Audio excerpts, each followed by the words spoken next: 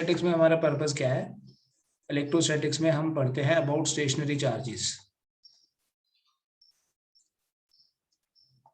Electrostatics वो branch है physics की which deals with the study of charges at rest.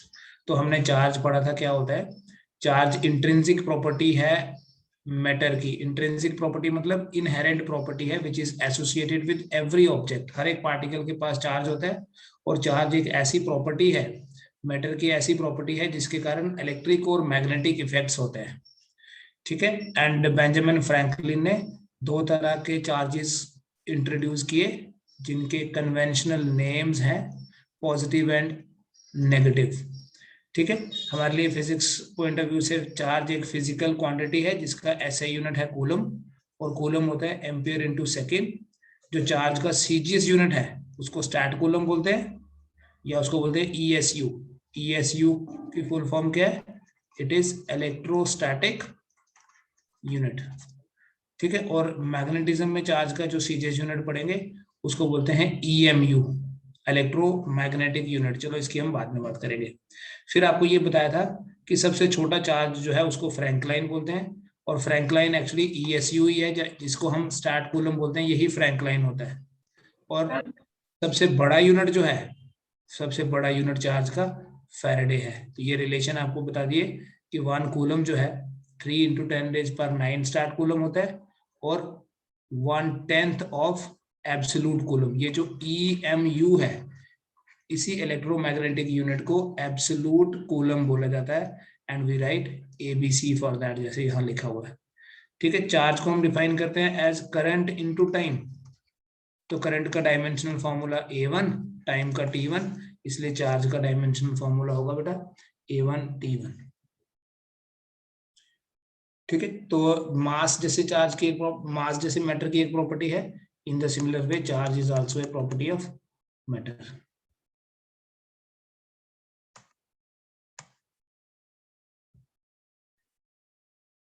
फिर चार्जेस के कारण इंटरैक्शंस जो होती हैं, स्टैटिक इलेक्ट्रिसिटी पढ़ रहे हैं हम। स्टैटिक इलेक्ट्रिसिटी किस वजह से होती है? फ्रिक्शन के कारण। जब भी हम दो ऑब्जेक्ट्स के बीच में फ्रिक्शन करेंगे, जब दो ऑब्जेक्ट्स को रब करेंगे अगेंस्ट ईच अदर, तो उस रबिंग से इलेक्ट्रिफिकेशन होती है। ये रबिंग क्लाउड्स में भी होती है। ठीक है। एटमॉस्फेरिक इलेक्ट्रिसिटी बोलते हैं जिसको हम, इस पे आएंगे हम बाद में। तो आज बेटा हमारा पर्पस है, हम कल तक क्या पढ़ चुके? हमने ये पढ़ा कि चार्ज दो तरह का होता है, और किसी भी एटम के पास, किसी भी मॉलिक्यूल के पास जो चार्ज है वो किस वजह से है? चार्ज क्यों होता है? या तो इलेक्ट्रॉन्स के लॉस के कारण या इलेक्ट्रॉन्स के गेन के कारण। तो हम ये देख रहे थे लास्ट में, हमने कल ये देखा कि हम कैसे किसी अनचार्ज्ड बॉडी को चार्ज्ड बॉडी में कन्वर्ट कर सकते हैं। ठीक है। कुछ बेसिक हम मेथड्स पढ़ रहे थे। एक मेथड हमने पढ़ा जैसे कि फ्रिक्शन करने से क्या होता है, एक अनचार्ज बॉडी जो है वो चार्ज बॉडी में कन्वर्ट हो जाती है। जैसे एक पीस ऑफ क्लॉथ है हमारे पास, इस क्लॉथ के पीस को अगर हम किसी ग्लास रॉड के साथ रब करें तो वो रबिंग कॉजेज इलेक्ट्रिफिकेशन। जैसे हम ये अपने छोटे क्लासेस में भी पढ़ते हैं कि जब हम किसी कॉम्ब को ड्राई हेयर के साथ रब करते हैं तो उस कॉम्ब का चार्जिंग हो जाता है। वो छोटे छोटे ड्राई लीव्स को, पेपर बिट्स को अट्रैक्ट करता है।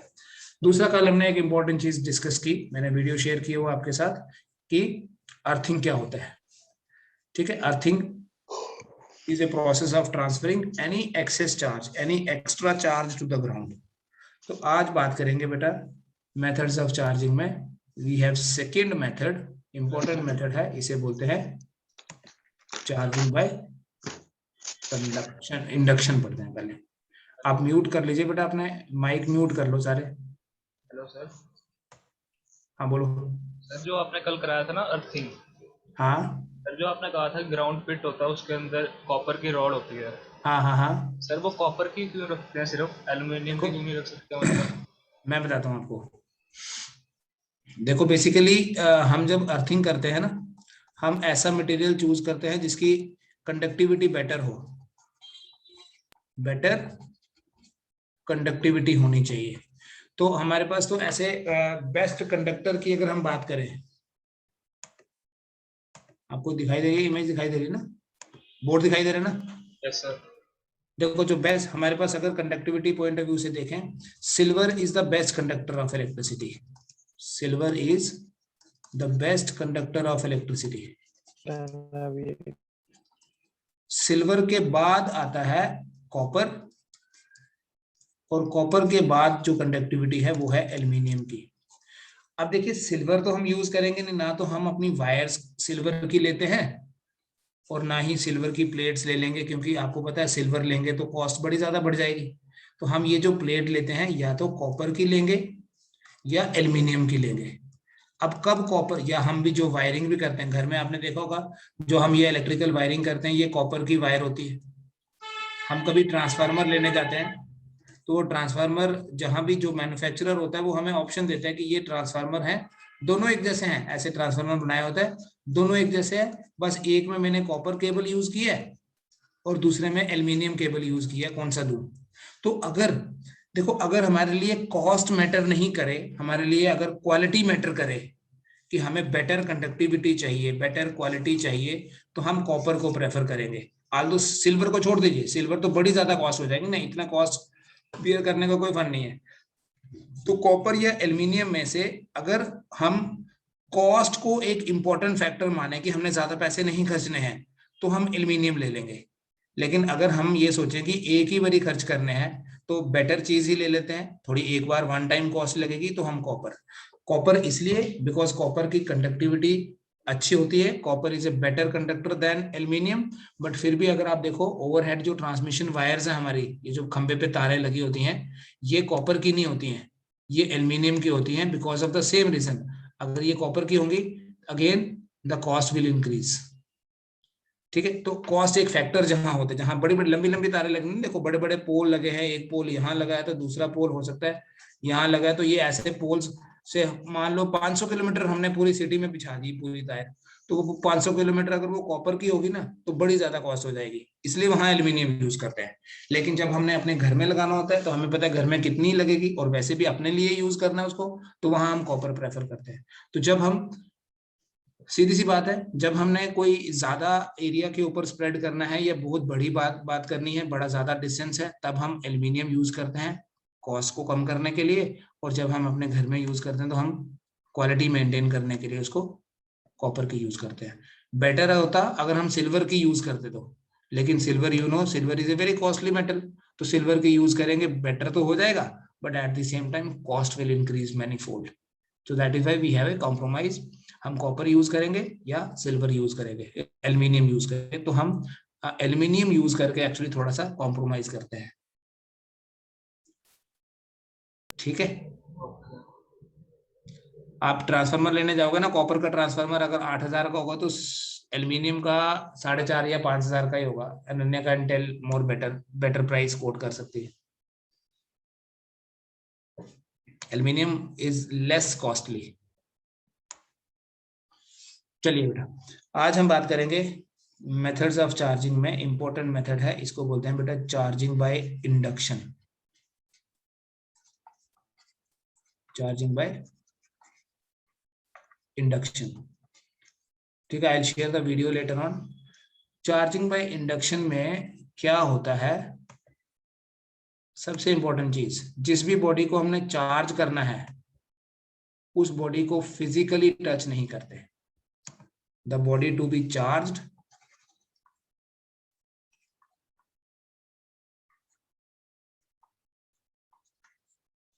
is not brought in contact, means आप चार्जिंग में, ये की पॉइंट है, there is no physical contact between the bodies. मान लीजिए हमारे पास ये एक कोई स्फेरिकल ऑब्जेक्ट है, एक मेटालिक स्फीयर है, ठीक है, इसमें कुछ स्टेप्स समझना बेटा।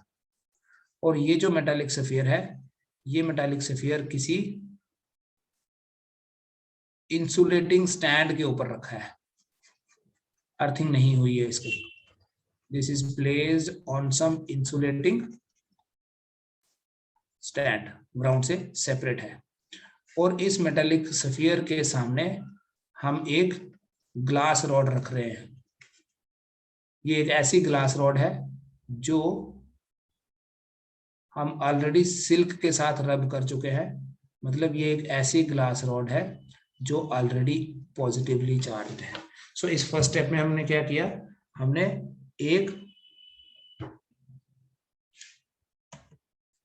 एक पॉजिटिवली चार्ज्ड ग्लास रॉड को लाया, कहाँ पे, एक पॉजिटिवली चार्ज ग्लास रॉड को किसी मेटेलिक स्फीयर के सामने रखा। ठीक है, एक ऐसा मेटेलिक स्फीयर जो किसी इंसुलेटिंग स्टैंड के ऊपर पड़ा है। तो इंसुलेटिंग स्टैंड के ऊपर पड़ा है तो अर्थ से सेपरेट है वो। अब ये मेटल का स्फीयर जो है, मेटल का स्फीयर है इसलिए इसमें तो बहुत सारे इलेक्ट्रॉन्स होंगे, तो एक साइड से इलेक्ट्रॉन निकल के इधर चलना शुरू हो जाएंगे। आपको पता है मेटल्स की जो कंडक्टिविटी है दैट इज वेरी गुड। सो ये वाली साइड से इलेक्ट्रॉन निकलेंगे और इस तरफ इलेक्ट्रॉन आना शुरू हो जाएंगे, जिसके कारण यहाँ नेगेटिव चार्ज की अकोमुलेशन होने लगेगी। आपको पता है जो भी साइड, जो भी बॉडी, जो भी एटम इलेक्ट्रॉन को गेन करता है वो नेगेटिव हो जाता है, but at the same time जो दूसरी साइड है जिसने इलेक्ट्रॉन लूज किए दैट बिकम्स पॉजिटिवली चार्ज्ड। ठीक है, ये पहला स्टेप है जिसमें हम एक पॉजिटिवली चार्ज्ड ग्लास रॉड को एक मेटेलिक स्फीयर के सामने रखते हैं। उससे क्या होता है, उस स्फीयर का एक एंड नेगेटिव और एक एंड पॉजिटिवली चार्ज्ड हो जाता है। सेकेंड स्टेप में हम क्या करते हैं बेटा, इसी मेटेलिक स्फीयर को इधर ही रहने देंगे अभी, it is kept on the same, जो हमारे पास स्टैंड था उसके ऊपर ही रहने देंगे, बट अब इसकी एक साइड को हम अर्थिंग करेंगे। सबसे इंपॉर्टेंट ये है, ये ग्लास रॉड तो यहीं पड़ी रहेगी, ये मेटालिक स्फीयर है हमारे पास, इंसुलेटिंग स्टैंड के ऊपर इसको रखा है, ये नेगेटिव ऐसे ही रहेगा जब तक ये ग्लास रॉड यहां पर है। देखो बेटा एक इंपॉर्टेंट चीज समझो, जब तक ये ग्लास रॉड यहाँ पर है, यहाँ से ये नेगेटिव चार्ज नहीं हिल सकता। बेसिकली इस नेगेटिव की टेंडेंसी है इसकी तरफ जाने की, ये इसकी तरफ जाना चाहता है, बट बीच में एयर गैप है, ठीक है ना, फिजिकल कांटेक्ट तो है नहीं, तो यहाँ से इलेक्ट्रॉन जंप करके इधर तो नहीं जा सकता, बट एटलीस्ट यहाँ ये इसके साथ बाउंड है, इसके साथ अटैच्ड है, इसलिए इस चार्ज को बोलते हैं बाउंड चार्ज। ये दूसरी साइड पॉजिटिव ही है। तीसरे स्टेप में हम क्या करते हैं बेटा, स्फीयर का ये जो पॉजिटिव साइड है, देखना मैं अभी इसको खत्म कर दूंगा, ग्लास रॉड को यहीं रहने देंगे, जिससे क्या होगा, ये वाली साइड तो नेगेटिव ही रहेगी, बट इस पॉजिटिव साइड की हम अर्थिंग कर देंगे। और आपको कल बताया था जब भी किसी पॉजिटिव साइड की अर्थिंग करेंगे तो क्या होगा, ये पॉजिटिव खत्म हो जाएगा। कैसे खत्म होता है पॉजिटिव, ग्राउंड से इलेक्ट्रॉन आते हैं और उसे न्यूट्रलाइज कर देते हैं। तो ये हमारा स्फीयर कंप्लीट है।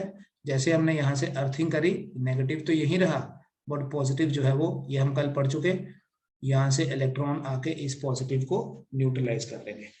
जब तक बेटा ग्लास रॉड यहाँ है, ये नेगेटिव यहाँ से नहीं हिल सकता। सिंस ये नेगेटिव यहाँ से हिल नहीं सकता तो ये इसकी अर्थिंग नहीं होगी, क्योंकि ये हमारे पास ग्लास रॉड यहीं पड़ी है। फिर लास्ट स्टेप में हम क्या करते हैं, हम ग्लास रॉड को पहले नहीं हटाते, ग्लास रॉड अभी यहीं पे है, ये स्टैंड के ऊपर ही रखा है, और यहां से अर्थिंग को डिस्कनेक्ट कर देते हैं। ठीक है, अर्थिंग को डिस्कनेक्ट कर देते हैं, फिर उसके बाद ग्लास रॉड को हटा देते हैं, taken away, glass rod is taken away. ध्यान से समझना, इसको मैं रिपीट कर दूंगा। तो अब क्या होगा, ये जो नेगेटिव है ये एक दूसरे को रिपेल करेंगे and they will go as far as they can. तो हमारे पास जो स्फीयर है वो नेगेटिवली चार्ज्ड हो जाएगा। इस प्रोसेस को चार्जिंग बाय इंडक्शन बोलते हैं। मैं दोबारा बता रहा हूं,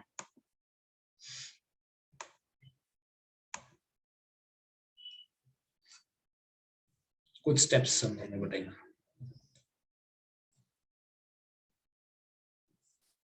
1 2 3,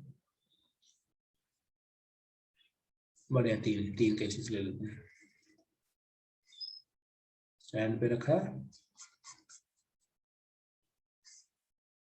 स्टैंड पे हम इसलिए रखते हैं ताकि वो और डायरेक्टली उसकी अर्थिंग नहीं हो जाए। यहाँ एक ग्लास रॉड रख लेंगे, फिर से देखो ये पॉजिटिवली चार्ज ग्लास रॉड है, इस मेटेलिक स्फीयर के अंदर क्या करेगी, एक साइड से इलेक्ट्रॉन को खींचेगी। तो जो साइड इलेक्ट्रॉन, देखो ऑब्वियसली यहाँ से इलेक्ट्रॉन इधर जाएंगे, तो जब यहाँ इलेक्ट्रॉन आ जाएंगे तो ये वाली साइड हो जाएगी नेगेटिव, इस साइड ने इलेक्ट्रॉन लूज किए, so this side will become positive. ठीक है, will keep the glass rod here, यहीं रहने देंगे, और जब तक ये ग्लास रॉड यहाँ पर है ये नेगेटिव चार्ज यहीं रहेगा। दैट इज वाई इस नेगेटिव चार्ज की टेंडेंसी है अब इस ग्लास रॉड की तरफ जाने की, तो हम इस नेगेटिव चार्ज को बाउंड चार्ज बोलते हैं। ठीक है, एट द सेम मोमेंट इस पॉजिटिव को हम कैसे खत्म करते हैं, यहाँ हम अर्थिंग अभी करेंगे नहीं, ये मैंने दिखा दिया। तो नेक्स्ट स्टेप में जब अर्थिंग कनेक्ट हो जाएगी, ग्लास रॉड वहीं पड़ी हुई है, ग्लास रॉड यहीं रखी हुई है, इसलिए बेटा ये जो नेगेटिव चार्ज है ये यहीं रहेगा, लेकिन ग्राउंड से इलेक्ट्रॉन आके इस पॉजिटिव को न्यूट्रल कर देंगे। ठीक है, these are the 3 steps, 1, 2 and 3, and in the 4th step हमारे पास फाइनली जब अर्थिंग डिस्कनेक्ट कर देंगे और इस रॉड को हटा देंगे, तो हमारे पास ये नेगेटिव चार्ज जो है इस स्फीयर के ऊपर स्प्रेड हो जाएगा। तो हमारा स्फीयर कैसा होगा, नेगेटिवली चार्ज स्फीयर। अब देखो जिस स्फीयर को हमने चार्ज कर दिया, यहाँ नहीं किया चार्ज, यहाँ अभी स्लाइट डिस्प्लेसमेंट हुई, यहाँ भी, यहाँ हमने ग्राउंड से इलेक्ट्रॉन इसमें ऐड कर दिए और फाइनली हमारा स्फीयर यहाँ पर नेगेटिवली चार्ज हो गया, बिना उस स्फीयर को इस ग्लास रॉड के साथ टच किए हमने उसको अनचार्ज। यहाँ फर्स्ट केस में देखो it was uncharged, but in the last case it is charged body. ठीक है, तो इस प्रोसेस को, इस मेथड को चार्जिंग बाय इंडक्शन बोलते हैं। ये आपने अगर नोट करना है डायग्राम्स तो करो। देखो सपोज करो, मैं इंसुलेटर के ऊपर भी आऊंगा अभी। सपोज करो हमारे पास ये स्फीयर है जो किसी इंसुलेटिंग स्टैंड के ऊपर पड़ा है, एंड यहाँ हमने क्या किया, एक नेगेटिवली चार्ज कोई शीट रख दी, कोई प्लेट रख दी, कोई बॉडी रख दी। अब ये नेगेटिव चार्ज क्या करेगा, इसके इलेक्ट्रॉन्स को रिपेल करेगा। तो जब इधर से इलेक्ट्रॉन उधर जाने लगेंगे तो यहाँ पॉजिटिव लॉस ऑफ इलेक्ट्रॉन्स है और यहाँ नेगेटिव आ जाएगा। देन नेक्स्ट स्टेप में इस रॉड को, इस प्लेट को या इस बॉडी को जो कि नेगेटिवली चार्ज है इसको यहीं रहने देंगे। अब ये जो पॉजिटिव है ना ये बाउंड है, तो इधर से अर्थिंग करके इलेक्ट्रॉन्स को हम ट्रांसफर कर देंगे। अगर हम इस स्टेज में, इस स्टेप में इसे भी हटा दें तो ये पॉजिटिव भी न्यूट्रल हो जाएगा, हम इसलिए इसको नहीं हटाते। तो जब फाइनल स्टेज में जब अर्थिंग को डिस्कनेक्ट करेंगे पहले, उसके बाद इस रॉड को हटाएंगे, तो अब हमारा ये स्फीयर जो है जो पॉजिटिवली चार्ज हो जाएगा।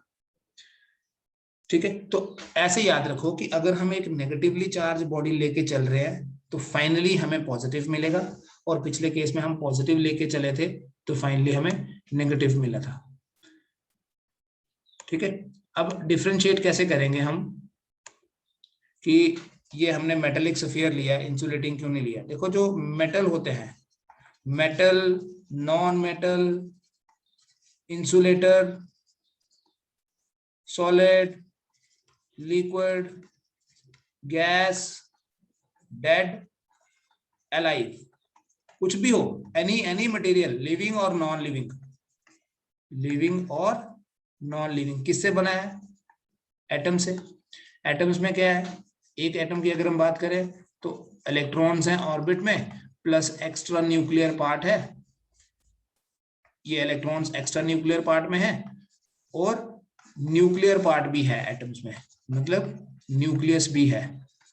उस न्यूक्लियस के अंदर क्या है, प्रोटॉन्स और न्यूट्रॉन्स। एक चीज याद रखना बेटा, ये कभी मूव नहीं करते, प्रोटॉन्स और न्यूट्रॉन्स जो है, this is very important concept कि protons and neutrons are held together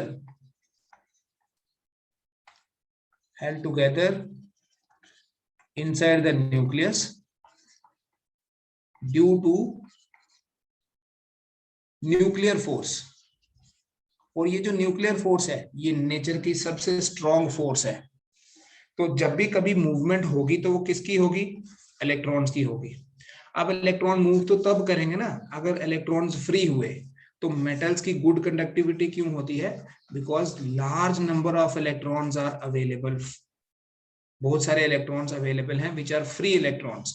जो हमारा इंसुलेटर है, इंसुलेटर में फ्री इलेक्ट्रॉन्स नहीं होते, there are no free electrons.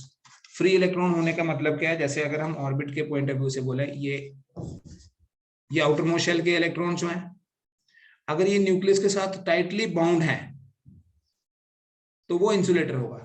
लेकिन अगर इनका ये न्यूक्लियस के इस बॉन्ड से बाहर निकल जाते हैं, बेटा जब भी इलेक्ट्रॉन ऑर्बिट में है तो वो बाउंडेड होता है, ऑर्बिट से बाहर निकलेगा तो वो फ्री होता है। तो इंसुलेटर्स क्यों इंसुलेटर हैं? क्योंकि उसमें इलेक्ट्रॉन्स ऑर्बिट्स में ही रह रहे हैं, they are strongly attached with their parent nucleus. But metals में क्या होता है या कंडक्टर्स में क्या होता है, इन इलेक्ट्रॉन्स को इजिली फ्री किया जा सकता है या ऑलरेडी ये इलेक्ट्रॉन्स फ्री होते हैं, so they are available for conduction.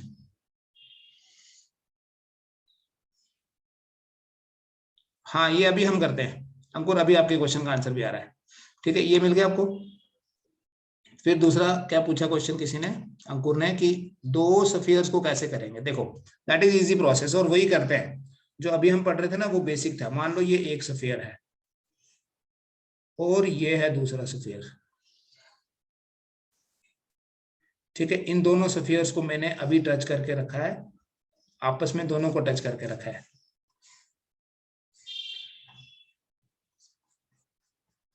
और मैं यहां पर क्या करता हूं, एक ग्लास रॉड जो कि पॉजिटिवली चार्ज्ड है पहले से, उसको लाके रखता हूं। नाउ व्हाट विल हैपन, ये मान लीजिए स्फीयर ए और ये है स्फीयर बी। देखो हमने इस ग्लास रॉड को टच नहीं किया, ए के साथ भी नहीं, बी के साथ भी नहीं, उसके सामने रखा है। तो क्या होगा, 1 बाय 1 समझते हैं। ठीक है, एक एक करके, आज तो होगा एक साथ ही। यहां से इलेक्ट्रॉन्स इधर जाएंगे, क्योंकि मेटल है ना तो इलेक्ट्रॉन अवेलेबल है फॉर कंडक्शन। एक इलेक्ट्रॉन आया तो यहाँ पॉजिटिव हो गया, यहाँ नेगेटिव। एक और इलेक्ट्रॉन आया, यहाँ पॉजिटिव यहाँ नेगेटिव, ऐसे गिन के बता रहा हूँ। ठीक है, मान लीजिए 4 इलेक्ट्रॉन्स आए, आज दो बड़े ज्यादा आएंगे। ठीक है, 5 इलेक्ट्रॉन्स आ गए, एक और है। ठीक है, तो this side will become positive, this will become negative. क्या हम ये बोल सकते हैं कि हमारा जो स्फीयर है वो चार्ज हो गया? नहीं, स्फीयर तो अभी न्यूट्रल ही है। हाँ, लेकिन हम ये बोल सकते हैं कि इस स्फीयर के एक एंड पे नेगेटिव और एक एंड पे पॉजिटिव चार्ज हो गया। अब ये पॉजिटिव क्या करेगा, ये पॉजिटिव यहां से इलेक्ट्रॉन खींचेगा। ठीक है, अगेन मैं आपको बोलूंगा स्टेप बाय स्टेप समझना। यहां से इलेक्ट्रॉन गया इधर, तो इस पॉजिटिव को न्यूट्रल कर दिया। ये पॉजिटिव क्यों था, क्योंकि इधर से इलेक्ट्रॉन इधर गया था। अब यहां से जब इलेक्ट्रॉन इधर आ जाएगा तो ये तो न्यूट्रल हो जाएंगे, मतलब जीरो चार्ज, और यहां पॉजिटिव आ जाएगा क्योंकि इलेक्ट्रॉन का लॉस हुआ। अब ये पॉजिटिव क्या करेगा, इस साइड से इलेक्ट्रॉन खींचेगा, मेटल में इलेक्ट्रॉन है ना, तो इलेक्ट्रॉन आके इसको तो न्यूट्रल कर देगा, बट यहां पर पॉजिटिव हो जाएगा। तो अगर आप इन वन गो समझो हुआ क्या, देखो ये सारा जो बीच वाला प्रोसेस किया ना, ये मोमेंटली होगा, ये हम समझने के लिए कर रहे हैं। ओवरऑल अगर हम इस प्रोसेस को रिप्रेजेंट करें तो क्या बोलेंगे हम, कि जब भी हमने ये बनाया था, ये स्फीयर ऐसे जोड़े थे हमने, तो क्या हुआ, ये this is the final outcome. एक तरफ नेगेटिव चार्ज और एक तरफ पॉजिटिव चार्ज डेवलप हो गया। अगर तो हम इस रॉड को पिक्चर से अभी हटा दें, रॉड को पहले, तो क्या होगा, ये इलेक्ट्रॉन्स जो है यहाँ जो आपको दिख रहे हैं, ये वापस इस पॉजिटिव की तरफ चले जाएंगे, और इधर भी जीरो और इधर भी जीरो। बट हम क्या करते हैं, रॉड को पिक्चर से नहीं हटाते, ये एक ए और ये बी को सेपरेट कर देते हैं पहले हम। ठीक है, इनको फिजिकली सेपरेट कर दिया, रॉड यही है। ठीक है, तो ये नेगेटिव रहेगा इधर, इसका पॉजिटिव तो स्प्रेड हो जाएगा, बट जब हम इस रॉड को भी हटा देंगे उसके बाद, तो ये नेगेटिव भी स्प्रेड हो जाएगा। तो इन वन स्टेप हमारा क्या होगा, एक स्फीयर पॉजिटिवली चार्ज हो जाएगा और एक स्फीयर नेगेटिवली चार्ज हो जाएगा। You can see it here कि एक स्फीयर हमारा पॉजिटिव है और एक स्फीयर नेगेटिवली चार्ज है। इस प्रोसेस को चार्जिंग बाय इंडक्शन बोलते हैं। इंडक्शन से चार्जिंग हो रही है। कुछ पूछना है इससे रिलेटेड तो अनम्यूट करके पूछ लो।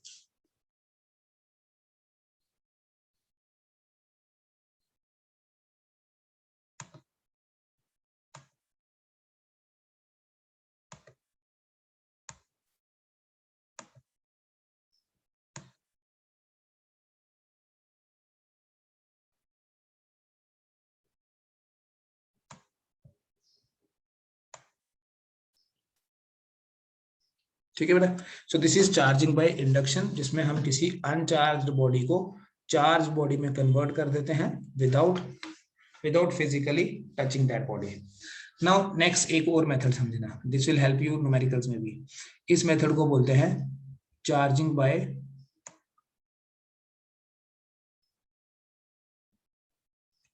This method is called as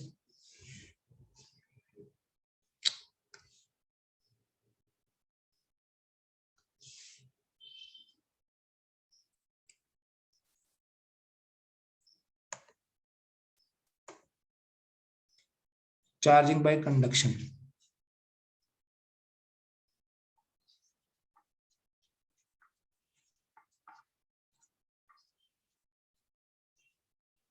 ये इंपॉर्टेंट मेथड बेटा, चार्जिंग बाय कंडक्शन। कंडक्शन में फिजिकल कांटेक्ट होता है। There is a physical contact between the bodies.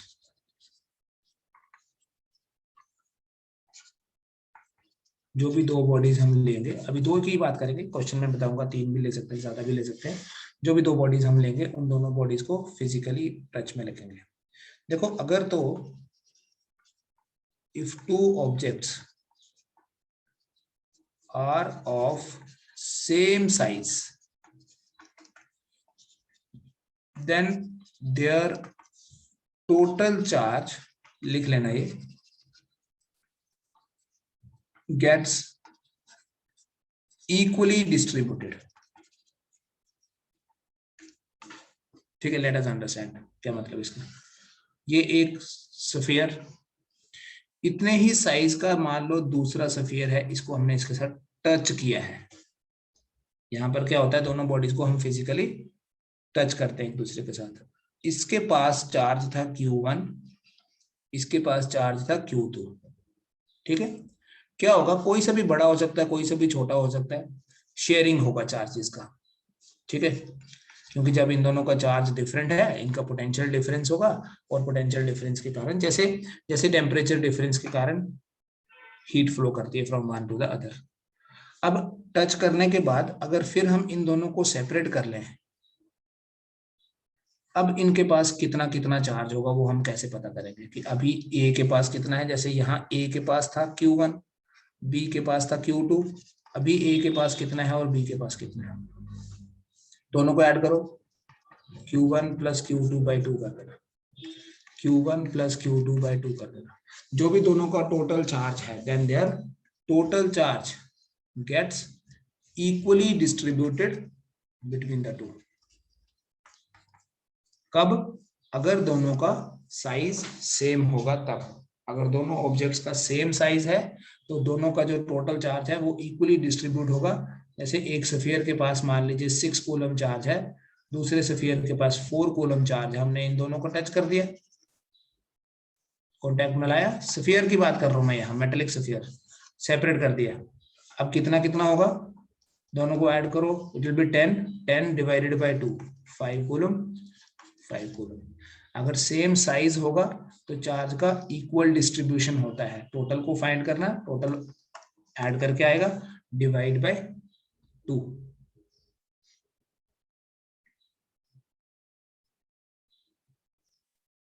ठीक है, और अगर दैट इज इंपॉर्टेंट नाउ कि अगर साइज सेम नहीं हुआ,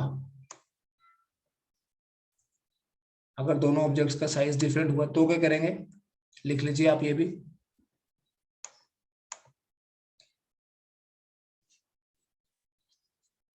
if the two objects are of different sizes, then the total charge gets distributed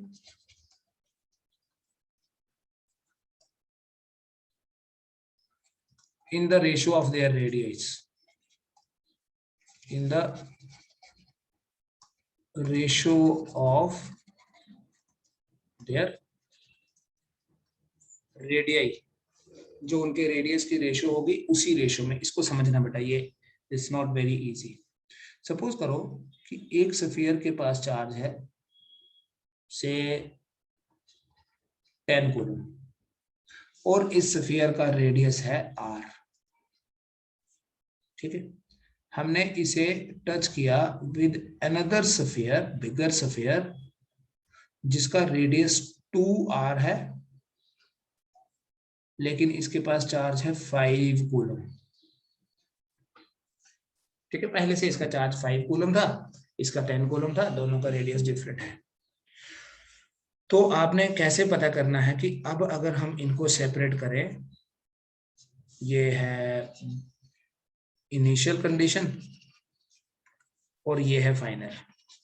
तो क्वेश्चन पूछा जाएगा, एनसीईआरटी बेस्ड क्वेश्चंस होंगे इस पे बेस्ड, इस लॉजिक पे. यहां कितना चार्ज है और अब इसके पास कितना चार्ज है. इनिशियली तो ए के पास 10 था, ए के पास 10 था, बी के पास 5 था. फाइनली ए के पास कितना होगा, बी के पास कितना होगा. इनिशियल मतलब जब हमने इन दोनों को टच किया, और फाइनल मतलब जब हमने इन दोनों को टच करने के बाद सेपरेट भी कर दिया. तो क्या करोगे आप, देखो ये देखो कि इन दोनों का टोटल चार्ज कितना है. What is the total charge.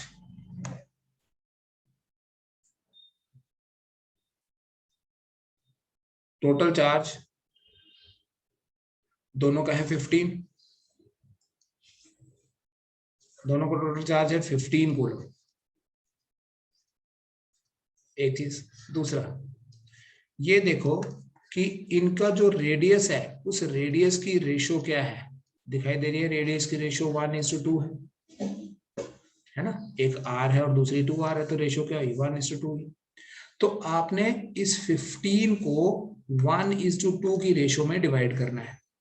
1:2 की रेशियो में कैसे डिफाइन करते हैं, डिवाइड करते हैं. ये 15 है, 1:2 की रेशियो में डिवाइड करना है. तो रेशियो फ्रैक्शन पढ़ा आपने, इस तरफ आ जाएगा 1/1 + 2 × 15, और दूसरी तरफ कितना आएगा, 1/1 + 2 × 15, और इधर आएगा 2/1 + 2 × 15. तो ये आ जाएगा 5, इसके पास 5 कूलम और इसके पास 3 × 5 = 15, 5 × 2 = 10 कूलम. अब एक चीज आप नोट करो, इसका मतलब यह है कि सिर्फ इसी पर्टिकुलर सिचुएशन में हमेशा नहीं ऐसा होगा. यहां रेडियस की रेशियो थी 1:2, चार्ज की रेशियो थी 2:1 इनिशियली. इसका 10 था, इसका 5 था. तो जो रेडियस की रेशियो है ना, चार्ज उसी रेशियो में डिस्ट्रीब्यूट हो जाएगा. रेडियस की रेशियो 1:2 है, तो इसे भी 2:1 की जगह 1:2 में करना है. तो 2:1 में था 10, 5, तो 1:2 में किया तो 5, 10 हो गया. ठीक है, जब भी रेडियस बराबर नहीं होगा तो चार्ज का डिस्ट्रीब्यूशन कैसे होगा, in the ratio of their radius. में एक और एग्जांपल दे रहा हूं, कुछ पूछना है तो पूछ सकते हो इसमें आप.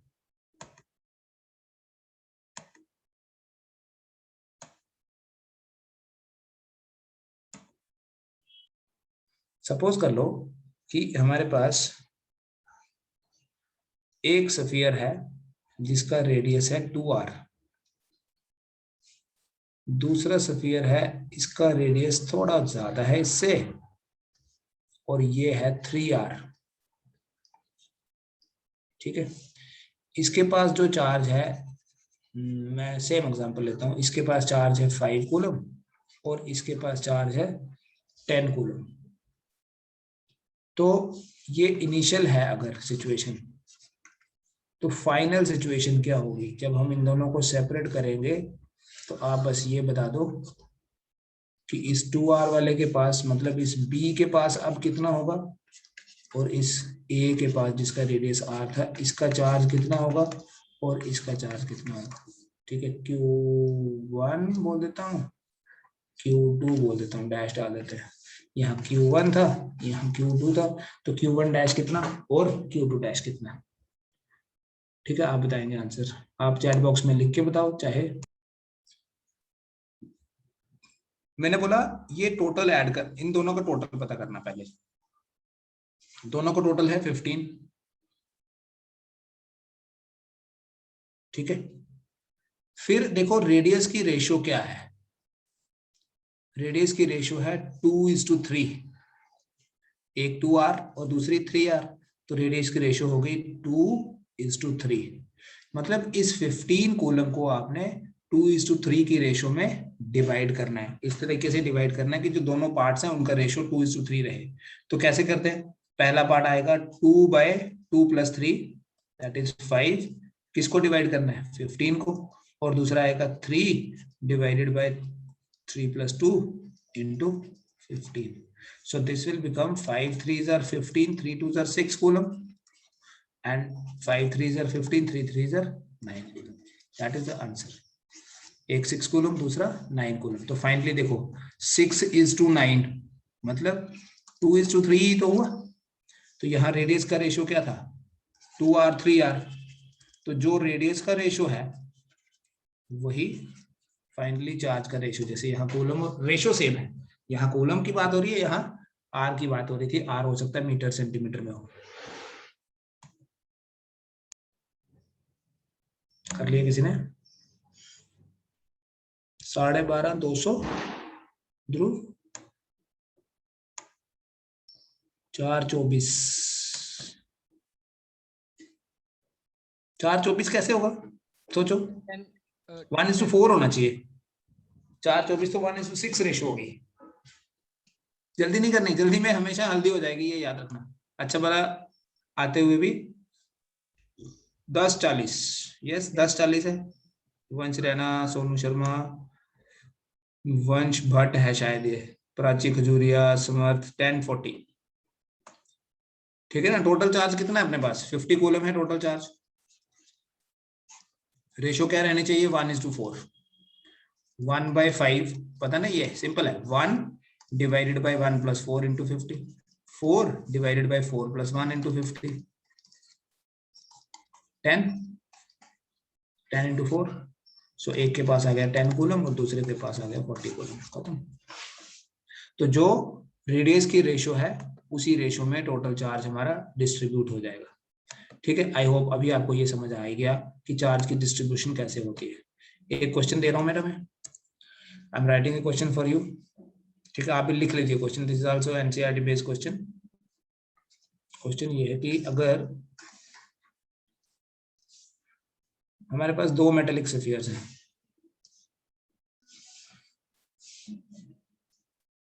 To metallic spheres,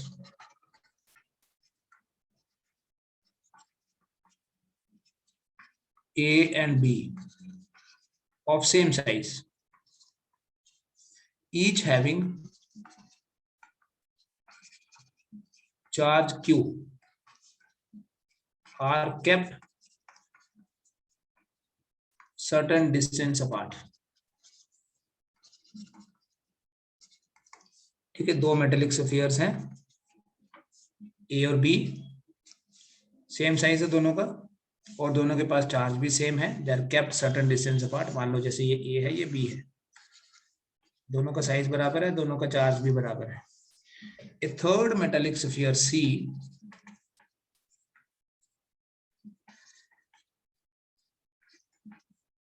which is uncharged is first touched with A, then with B, and is finally taken away. ठीक है, एक C था, इस सी के पास कोई चार्ज नहीं है, 0 है। पहले इसको ए के साथ टच किया, फिर इसको बी के साथ टच किया और फिर दूर ले गए हम सी को। ठीक है, सी को पहले ए के साथ टच किया, फिर सी को बी के साथ टच किया और फिर सी को हम दूर ले गए। Calculate final charge on each sphere. चलिए करिए क्वेश्चन, फटाफट से करो और मुझे आंसर दे दो। देखो बिफोर आफ्टर को जब चेक करना होगा, देखो मोबाइल यहीं, चलो यहीं से समझेंगे। आपने टोटल ऐड करना है। ए का कितना था पहले, ए के पास पहले कितना चार्ज था, ए के पास था क्यू। ठीक है राइट, ए वाला जो चार्ज है वो लिख दीजिए, ए के पास था क्यू, बी के पास कितना था क्यू, सी के पास 0 था। तो इन दोनों का टोटल कितना हुआ, तीनों का क्यू प्लस 0। आफ्टर उसके बाद ए के पास हो गया Q/2, बी के पास कितना हुआ, ये है 3Q/4 और सी के पास भी 3Q/4। इनको भी तो ऐड करो, इनको आप खुद ऐड करो तीनों को, यू विल सी ये भी 2Q ही आएगा। ठीक है, क्योंकि जितना पहले है उतना ही चार्ज बाद में भी रहना चाहिए। ठीक है, इसको बोलते हैं कंडक्शन। क्या पूछ रहे हैं बेटा कोई, आपने स्क्रीन पर कुछ लिखा है इस न्यूमेरिकल को एक्सप्लेन करने के लिए। बेटा कौन सी स्क्रीन देखो,